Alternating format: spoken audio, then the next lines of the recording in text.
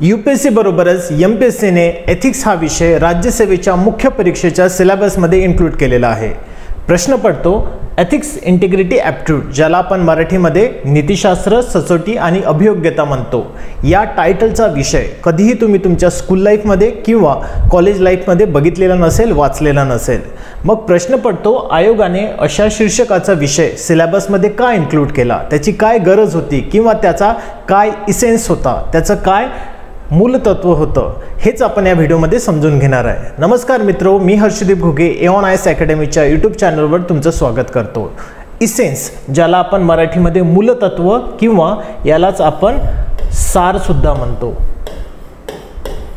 तर या विषयाचा काय इसेन्स आहे, काय सार आहे हे समजून घेण्याच्या अगोदर हे जे तीन कॉन्सेप्ट आहेत, हे जे तीन शब्द आहेत, यांचा अर्थ समजून घेणं हे फार गरजेचं आहे। एकदा याचा मीनिंग जर का तुम्हाला कळाला तर याची काय गरज आहे किंवा या विषयाचा काय सार आहे हे तुम्हाला इझिली समजून जाणार। पहिली जी टर्म आहे ती म्हणजे ॲप्टिट्यूड, ज्याला आपण मराठीमध्ये अभियोग्यता म्हणतो। नाऊ ॲप्टिट्यूड म्हणजे एक्झॅक्टली काय? It is an individual's ability और potential to perform particular task in particular और स्पेसिफिक सेक्टर। एखाद्या व्यक्तीची विशेष क्षेत्रातील विशेष क्षमता ही त्या व्यक्तीचं अभियोग्यता दाखवतं, दर्शवतं। ॲप्टिट्यूड जर का एक्झाम्पल बघायचं झालं तर रिसेंटली ऑलिम्पिक एक्झाम ज्या आहेत या कन्क्लूड झालेल्या आहे आणि त्यामध्ये तुम्ही बघितलं असेल नीरज चोपडा यांनी कन्झिक्युटिव्हली सेकंड ऑलिम्पिकमध्ये भारताला जे आहे ते मेडल प्राप्त करून दिलेलं आहे। हे दाखवतं त्यांची योग्यता, हे दाखवतं त्यांची विशेष क्षमता एका पर्टिक्युलर एरियातली, आणि तो पर्टिक्युलर जो एरिया आहे त्यांच्यासाठी तो भालाफेक आहे। त्याचबरोबर तुम्ही जर का लता मंगेशकर जी आहेत यांचं एक्झाम्पल बघितलं तर त्यांना आपण गाणं कोकिळा म्हणतो त्यांच्या सुंदर आवाजामुळे। पण फक्त सुंदर आवाजच असून चालतं का? तर नाही, त्यांनी खूप प्रॅक्टिस थ्रू, रियाज थ्रू ही जी कला त्यांच्यामध्ये आहे त्याला खूप चांगल्याने त्यांनी इन्हान्स केलेला आहे आणि एक स्वतःला खूप चांगलं सिंगर म्हणून त्यांनी एस्टॅब्लिश केलेलं आहे। तर हे दाखवतं त्यांची ॲबिलिटी, त्यांची ॲप्टिट्यूड, त्यांची अभियोग्यता सिंगिंग या सेक्टरमधली। त्याचबरोबर जर का एक्झाम्पल झालं असेल तर शकुंतला देवी यांना ह्युमन कॉम्प्युटरसुद्धा म्हटलं जातं। बरेच सारे जे मॅथमॅटिकल प्रॉब्लेम आहे लार्ज डिजिटचे त्या ते फार इझिली ओरली त्याचे उत्तर फाइंड आउट करायचा।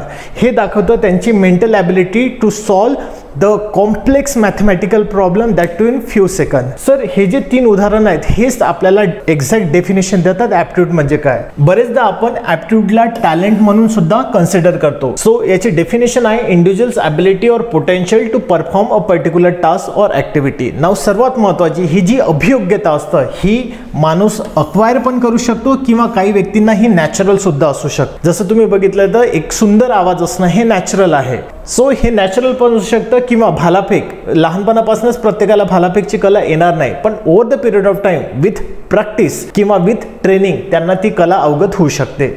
सो ॲप्टिट्यूड किंवा अभियोग्यता हे तुम्हाला अक्वायर केलं जाऊ शकतं, त्याला तुम्ही प्राप्त पण करू शकता किंवा ती नैसर्गिक पण असू शकते। सर्वात महत्त्वाची ही जी अभियोग्यता असते ही तुमची फिजिकल पण असू शकते आणि मेंटल पण असू शकतं। म्हणजे भालाफेक एक शारीरिक मेहनतीचं काम आहे, हे दाखवतं फिजिकल ॲबिलिटी। त्याचबरोबर मॅथमॅटिकल कॅल्क्युलेशनला सॉल्व करणं हे दाखवतं मेंटल ॲबिलिटी। सो अभियोग्यता ही फिजिकल पण असू शकते आणि मेंटल पण असू शकते। म्हणून एक फॉर्म्युला तुम्ही लक्षात ठेवा, ॲप्टिट्यूड म्हणजे काय? It is the addition of special ability plus proficiency in specific area. एखाद्या व्यक्तीला एका विशेष क्षेत्रामधलं जे प्रवीणता आहे, प्रोफिशियन्सी आहे, ती दाखवतं त्या व्यक्तीची ॲप्टिट्यूड। हे झाला पहिला कन्सेप्ट ॲप्टिट्यूडचा।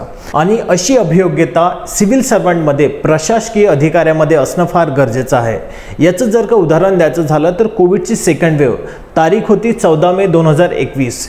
बिहारच्या पूर्व भागातील एक मागास जिल्हा पूर्णिया, ज्याचं नाव त्याचे डिस्ट्रिक्ट कलेक्टर असताना राहुल कुमार यांच्यासमोर एक खूप मोठं संकट आलं, चॅलेंज आलं। त्यांच्या जिल्ह्यामधील एकमेव ऑक्सिजन प्लांट हा बस्ट होतो, बिघडतो। आणि अशा परिस्थितीमध्ये सामान्य लोकांपासून तर मोठमोठे पॉलिटिशियन, अधिकारी सर्वांचे त्यांना कॉल आणि सर्वांची एकच हाक, आम्हाला ऑक्सिजन द्या। आणि अशा परिस्थितीमध्ये Rahul Kumar ji Covid control room होती त्याचा चार्ज सांभाळतात आणि सर्वप्रथम जे त्यांचे सबऑर्डिनेट राहतात त्यांना मोटिवेट करतात, त्याला चार्ज अप करतात, ठीक आहे आपल्यासमोर हे आव्हान आलेलं आहे पण आपण याला कलेक्टिव्हली सॉल्व करू शकतो। आणि एक त्यांची ॲडमिनिस्ट्रेटिव्ह स्किल दाखवून, एक त्यांची कम्युनिकेशन स्किल दाखवून, एक डिझास्टर मॅनेजमेंटला कशाविनी टाळता येऊ शकतं, कंट्रोल करता येऊ शकतं, प्रिव्हेंट करता येऊ शकतं, ही त्यांची ॲबिलिटी त्या 8 तासाच्या रिगरस ऑपरेशनमध्ये ते परफॉर्म करतात आणि आउटपुट निघतं ते 250 लोकांचा जीव वाचवण्यासाठी ते सफल राहतात. हे दाखवतं राहुल कुमार यांची ॲप्टिट्यूड, राहुल कुमार यांची अभियोग्यता जेव्हा असं संकट, एखादं चॅलेंज त्यांच्या समोर येतं. मग प्रश्न पडतो, एखाद्या अधिकाऱ्यामध्ये फक्त अभियोग्यता असून चालेल का? तर नाही. त्याच्या व्यतिरिक्त त्या व्यक्तीमध्ये एथिक्ससुद्धा असणं फार गरजेचं आहे. एथिक्स म्हणजे काय? एखादा व्यक्ती जेव्हा काही कृती किंवा काही ह्युमन ॲक्शन परफॉर्म करतो तर ती कृती जी आहे, ती जी ह्युमन ॲक्शन आहे ती योग्य आहे की अयोग्य आहे, चुकीची आहे की बरोबर आहे, ते काम त्यांनी करायला पाहिजेत होतं की नाही करायला पाहिजे होतं, या सर्व गोष्टीचा ज्या विषयामध्ये अभ्यास केला जातो त्याच विषयाला आपण एथिक्स, त्याच विषयाला आपण नीतिशास्त्र म्हणतो. सो एथिक्सची जी डेफिनेशन आहे, ethics is the systematic study of human action from the point of view of rightfulness और रॉंगफुलनेस. योग्यतेच्या किंवा चुकीच्या दृष्टिकोनातनं ज्या मानवी कृती आहेत, ह्युमन ॲक्शन आहेत, याचा जिथं सिस्टमॅटिक वेनी, पद्धतशीर पद्धतीने अभ्यास केला जातो त्यालाच आपण एथिक्स म्हणतो. म्हणून आपण एथिक्सला असं सुद्धा म्हणू शकतो की ethics is nothing but the prescriptive rule of conduct. हे विहित नियम आहेत समाजामध्ये ज्याच्या बेसिसवर एक इंडिव्हिज्युअल व्यक्ती डिफरन्शिएट करतो what is right and what is wrong and at the end तो फॉलो करतो द पाथ ऑफ रायटिनेस. जो प्रामाणिकपणाचा किंवा धार्मिकतेचा जो एक मार्ग आहे, जो योग्य मार्ग आहे, तो स्वीकारतो. तर हे झालं एथिक्स. नाव एथिक्सचं जर का एक एक्झाम्पल द्यायचं झालं तर इथे तुम्हाला 2 पर्सनॅलिटी दिसत आहेत. एक आहे AQ खान, ज्यांना आपण अब्दुल कादिर खान म्हणून ओळखलं जातं. यांना father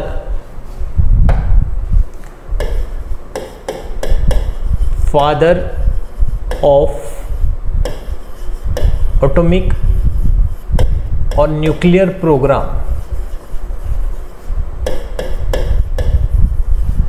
in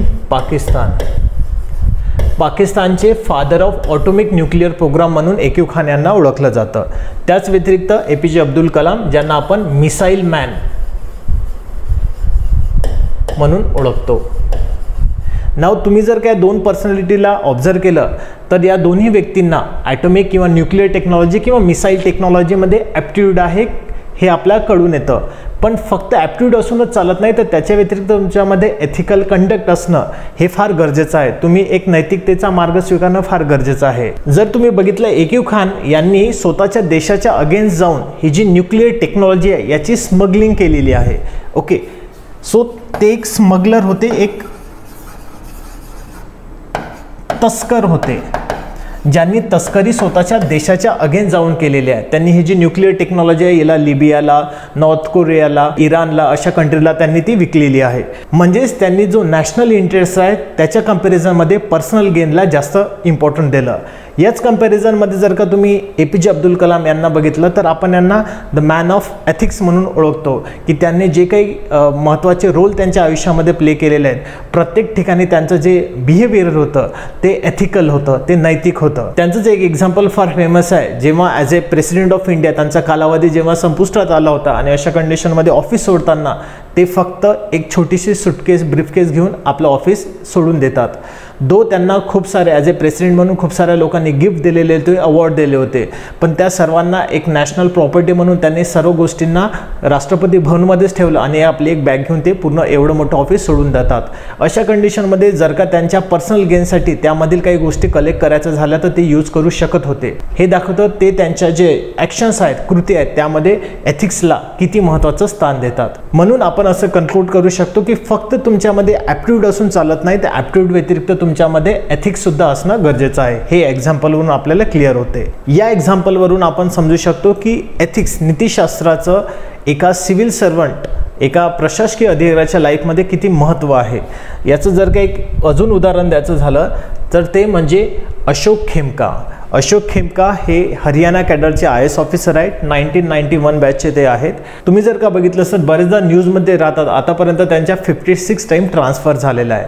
so as A IAS officer म्हणून ते त्यांचे जे एथिकल प्रिन्सिपल आहेत, जे नैतिक सिद्धांत आहेत, त्यांचं पालन करण्यासाठी ते फार प्रसिद्ध आहेत. यांचं जर का उदाहरण द्यायचं झालं तर 2012 मध्ये जेव्हा भारतामध्ये काँग्रेसची सत्ता होती, अशा कंडिशनमध्ये सोनिया गांधी यांचे जे सन इन लॉ आहेत रॉबर्ट वाड्रा यांच्या अगेन्स्ट त्यांनी स्ट्रॉंग ॲक्शन घेतलेली आहे. म्हणजे हे दाखवतं त्यांची कमिटमेंट ट्रान्सपरन्सीसाठी, ऑनेस्टीसाठी आणि पब्लिक इंटरेस्टसाठी. तुम्ही बरेच IAS अधिकारी बघितले असतील की स्वतःच्या पर्सनल गेनसाठी किंवा स्वतःला एक चांगलं पोझिशन किंवा चांगली पोस्ट मिळण्यासाठी ते बरेचदा पॉलिटिशियनच्या फेवरमध्ये डिसिजन घेतात. सो अशोक खेमका जे आहेत हे अशा गोष्टीला एक्सेप्शन्स आहेत. हे दाखवतं त्यांचं कमिटमेंट एथिक्ससाठी. पण एखाद्या अधिकाऱ्यामध्ये ॲप्टिट्यूड आणि एथिक्स याच्याही पुढे एक गोष्ट असते आणि तिला असं म्हटलं जातं इंटिग्रिटी, ज्याला आपण मराठीमध्ये सचोटी म्हणतो. सचोटी म्हणजे काय तर एक जस्ट उदाहरण समजून घ्या, जे नंतर आपण याची डेफिनेशन बघूया. इमॅजिन रात्रीची वेळ आहे आणि तुम्ही एका सिग्नलवर थांबलेले आहात. अशा कंडिशनमध्ये रस्त्याच्या तिन्ही साईडनं कोणतंही वाहन येत किंवा जात नाही आहे आणि तुमच्या साईडनं रेड सिग्नल लागलेला आहे. त्यामुळे नियमानुसार तुम्ही तिथं थांबणं हे गरजेचं आहे. पण अशा कंडिशनमध्ये बरेचदा आपण सिग्नलला क्रॉस करतो आणि आपण नियमाचं उल्लंघन करतो. जेव्हा आपण अशा ठिकाणी उल्लंघन करतो, रात्रीच्या वेळेस तिथं ना ट्रॅफिक पोलीस असतो ना कोणी आपल्याला फाईन किंवा चलन देण्यासाठी तिथं व्यक्ती नसतो, म्हणजे आपल्याला रेग्युलेट करणारा कोणी व्यक्ती ते नसतो. पण अशा परिस्थितीमध्ये सुद्धा काही लोक जे नियमाचं पालन करतात ते जोपर्यंत त्यांना ग्रीन सिग्नल मिळत नाही तोपर्यंत ते तिथंच थांबतात. हे दाखवतं त्यांच्यामधली इंटिग्रिटी, हे दाखवतं त्यांच्यामधली सचोटी. म्हणून इंटिग्रिटी म्हणजे काय तर इंटिग्रिटीला आपण डिफाईन करू शकतो when you follow the path of righteousness across the time and space. म्हणजे जेव्हा एखादा व्यक्ती प्रत्येक वेळेस आणि प्रत्येक स्थानी एकदम जो धार्मिकतेचा जो एक योग्य मार्ग आहे त्याला जो अनुसरण करतो ते दाखवतं त्या व्यक्तीमधली सचोटी, ते दाखवतं इंटिग्रिटी. याचं जर का एक फेमस एक्झाम्पल द्यायचं झालं ते म्हणजे लाल बहादूर शास्त्री, भारताचे दुसऱ्या नंबरचे प्रधानमंत्री. यांच्याबद्दल जर का सांगायचं झालं ते फेमस होते त्यांच्या सिम्प्लिसिटीसाठी, ह्युमिलिटीसाठी आणि इंटिग्रिटीसाठी. म्हणजे त्यांचं जर का एक फेमस उदाहरण द्यायचं झालं तर 1956ची गोष्ट आहे. त्यावेळेस ते भारताचे रेल्वे मंत्री होते आणि अशा कंडिशनमध्ये तामिळनाडूमध्ये एक रेल्वेचा ॲक्सिडेंट होतो. तर अशा कंडिशनमध्ये ते स्वतःच्या पदाचा राजीनामा देतात. दो त्या रेल ॲक्सिडेंटला डायरेक्टली ॲज ए मंत्री म्हणून ते रिस्पॉन्सिबल नव्हते, but on the basis of morality त्यांना हे चुकीचं वाटतं आणि अशा ठिकाणी ते रेल्वे मंत्री या पदाचा राजीनामा देतात. आणि असं स्टँडर्ड त्या काळामध्ये फार क्वचित होतं. म्हणजे फार तुम्ही जर का सध्या बघितलं असेल तर बरेचदा रोड ॲक्सिडेंट किंवा रेल्वे ॲक्सिडेंट सर्रास होतात. पण अशा कंडिशनमध्ये अशी मोरल ॲक्टिव्हिटी, अशी मोरल रिस्पॉन्सिबिलिटी घेणारे मंत्री आपल्याला फार कमी दिसतात. ही त्यांची एक स्पेशालिटी होती. त्याच व्यतिरिक्त जर का तुम्ही बघितलं त्यांची लाईफ पण एकदम सिम्प्लिसिटी होती. म्हणजे प्रधानमंत्री असताना सुद्धा ते बरेचदा पब्लिक ट्रान्सपोर्टेशन आहे ते यूज करायचे किंवा त्यांना प्रधानमंत्री म्हणून खूप मोठं घर मिळालं होतं. अशा कंडिशनमध्ये सुद्धा ते छोट्या घरामध्ये राहणं ते प्रिफर करत होतं. हे दाखवत होतं त्या व्यक्तीची सिम्प्लिसिटी, हे दाखवतं त्या व्यक्तीचं एक मोरल प्रिन्सिपलला कमिटमेंट. त्याच व्यतिरिक्त एक त्यांची फार फेमस गोष्ट आहे, म्हणजे एक प्रधानमंत्री असताना सुद्धा ते बँकेमध्ये कर्ज लोनसाठी अप्लाय करतात की त्यांना जी 4 व्हीलर कार हवी त्यासाठी ते कर्ज घेतात. म्हणजे विचार करा, एक व्यक्ती जो भारताच्या सर्वोच्च पदावर आहे आणि अशा कंडिशनमध्येही सुद्धा तो स्वतःच्या पॉवरचा मिसयूज करू शकतो. पण जेव्हा तुमच्यामध्ये इंटिग्रिटी असते, सचोटी असते, तेव्हा तुमच्यामध्ये तसं चुकीचं करण्याची भावना सुद्धा येत नाही. हे दाखवतं तुम्ही मॅन ऑफ इंटिग्रिटी आहात की नाही आहात. आणि लाल बहादूर शास्त्री त्यांचं एक बेस्ट एक्झाम्पल आहे. आणि अशीच इंटिग्रिटी सिव्हिल सर्वंटकडनं सुद्धा अपेक्षित राहतं. त्याचं एक एक्झाम्पल जर का द्यायचं झालं तर ते म्हणजे जुलिओ रॉबेरो, फॉर्मर IPS ऑफिसर. म्हणजे 1980s मधली गोष्ट आहे. ॲज ए DGP असताना पंजाबमध्ये त्यांना जे इन्सर्जन्सीज आहेत, जे खालिस्तानी मुवमेंट चालवणारे लोक होते, त्यांच्याकडनं त्यांना डेथ थ्रेट आले होते. पण अशा कंडिशनमध्ये सुद्धा स्वतःच्या एथिक्सचं, स्वतःच्या नैतिकतेचं पालन करणं हे दाखवतं त्यांची इंटिग्रिटी. म्हणजे प्रत्येक रिस्पॉन्सिबिलिटी मिळाल्यानंतर जे त्यांनी काम केलं ते करताना त्या कामासाठी जे अपेक्षित आहे, जे योग्य आहे, द पाथ ऑफ राईटीनेस त्यांनी ऑलवेज फॉलो केला आणि तेच म्हणजे इंटिग्रिटी होय. आणि हीच इंटिग्रिटी प्रत्येक ऑफिसरमध्ये असणं अपेक्षित आहे. म्हणून आपण कन्क्लूड करू शकतो एका अधिकाऱ्यामध्ये फक्त ॲप्टिट्यूड, अभियोग्यता असून चालणार नाही, तर त्याच्या व्यतिरिक्त त्या व्यक्तीमध्ये एथिक्स आणि इंटिग्रिटी सुद्धा असणं गरजेचं आहे. म्हणून ॲप्टिट्यूड जी आहे ती एक नेसेसरी कंडिशन आहे.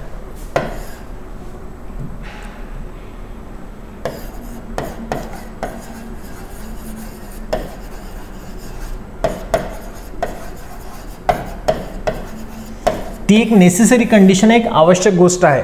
पण इंटिग्रिटी आणि एथिक्स ही एक सफिशियंट कंडिशन आहे. ही एक पुरेशी अशी स्थिती आहे जे तुमच्याकडे असायलाच पाहिजे. जर का तुमच्याकडे ॲप्टिट्यूड नसेल म्हणजे हे दाखवतं तुम्ही प्रशासनासाठी जे आहे ते लायबिलिटी आहात. तुम्ही त्या प्रशासनासाठी बोझा, कारण की तुमच्याकडे ती विशेष क्षेत्रामधली योग्यताच नाही आहे. तर ते तर असणं फार गरजेचं आहे. पण जर का तुमच्याकडे फक्त ॲप्टिट्यूड असेल आणि एथिक्स वगैरे नसेल तर ॲक्च्युली तुम्ही सरकारसाठी जे आहे ते डिझास्टर ठरू शकता. म्हणजे जर का उदाहरण द्यायचं झालं तर शेअर मार्केटमध्ये जे काही फ्रॉड होतात, स्कॅम होतात, हर्षद मेहता स्कॅम, तर या लोकांकडे स्किल आहे, ॲप्टिट्यूड आहे, त्यांच्याकडे टॅलेंट आहे, पण त्यांच्याकडे एथिक्स आहे का नाही आहे, आणि त्यामुळेच खूप मोठं करप्शन होतं, खूप मोठे स्कॅम होतात. म्हणून आयोगाने जेव्हा एक व्यक्ती किंवा एक अधिकारी जेव्हा या तिन्ही व्हॅल्यूजला स्वतःमध्ये इन्कल्केट करतो, तो किती एक चांगला अधिकारी होऊ शकतो किंवा त्याने आपल्या समाजाचं किंवा देशाचं किती चांगल्या वेळी नाव होऊ शकतं, हे आपल्याला या सब्जेक्ट थ्रू शिकायला मिळतं. आणि याच पर्पजनी हा विषय जो आहे हा विषय सिलेबसमध्ये इन्क्लूड केलेला आहे. फायनली मी तुम्हाला एवढंच सांगेल की हा विषय एक तुम्हाला चांगला एक योग्य प्रशासकीय अधिकारी बनवेल की नाही बनवेल याची मी तुम्हाला गॅरंटी नाही देऊ शकत, पण माझ्या पर्सनल एक्सपिरियन्समधनं हे सांगू शकतो की हा विषय तुम्हाला नक्कीच एक चांगला नागरिक, एक चांगला व्यक्ती म्हणून डेव्हलप करण्यासाठी नक्कीच मदत करेल. सो तुम्ही एक चांगला अधिकारी होऊन देशाचं कल्याण करसाल या होपने आपण इथेच थांबूया. पण त्या अगोदर या विषयाशी रिलेटेड जो एक डिटेल सिलेबस आहे त्याला कशावेनी अभ्यासाला पाहिजे, कोणकोणते पुस्तक वाचले पाहिजे, कशावेनी या विषयाचं एक फाउंडेशन तुम्ही मजबूत करू शकता, या सर्व गोष्टी या विषयाची जी डिटेल स्ट्रॅटेजी आहे ही आपण एका लॉंग व्हिडिओमध्ये डिस्कस केलेली आहे, ज्याची लिंक मी तुम्हाला डिस्क्रिप्शनमध्ये देणार आहे. तुम्ही नक्की त्याला बघा, जे तुम्हाला हेल्पफुल ठरेल. आय होप हा व्हिडिओ तुम्हाला इन्फॉर्मेटिव्ह वाटला असेल. धन्यवाद.